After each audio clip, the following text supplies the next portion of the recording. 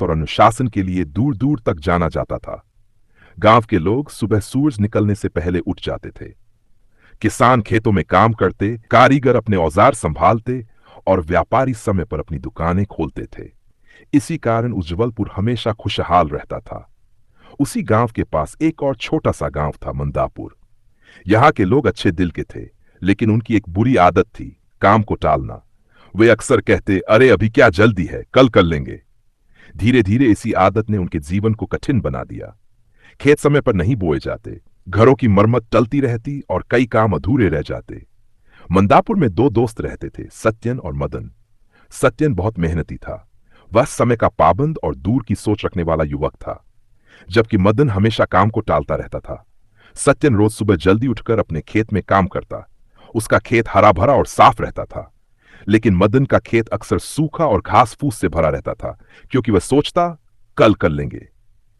एक दिन पास के शहर से एक बड़ा व्यापारी गांव में आया। उसने चौपाल में खड़े होकर कहा, मैं 3 दिन बाद वापस आऊंगा। जिसके पास अच्छा अनाज या सामान हो तैयार रखे, मैं अच्छे दाम दूंगा। सत्यन ने यह सुना और उसी दिन काम में लग गया। उसने अपने खेत से पकी फसल काटी, उसे साया, सुखाया और बोरी में भरकर तैयार कर दिया। शाम को उसने मदन से, तुम भी अपना अनाज तैयार कर लो। मदन हंसते हुए बोला, अरे अभी तो 3 दिन है, कल कर लेंगे, आज थोड़ा आराम करते हैं। 3 दिन बीत गए। जब व्यापारी वापस आया तो सत्यन का अनाज देखकर खुश हो गया। उसने पूरा अनाज खरीद लिया और अच्छे पैसे दिए। लेकिन जब वह मदन के घर पहुंचा तो अनाज आधा गीला और खराब हो चुका था। व्यापारी ने कहा, मित्र, यह अनाज बेचने लायक नहीं है। मदन को बहुत पछतावा हुआ। कुछ महीनों बाद बरसात का मौसम आने वाला था। सत्यन ने पहले ही अपने घर की छत ठीक कर ली और अनाज सुरक्षित जगह रख दिया। लेकिन मदन ने फिर वही गलती की।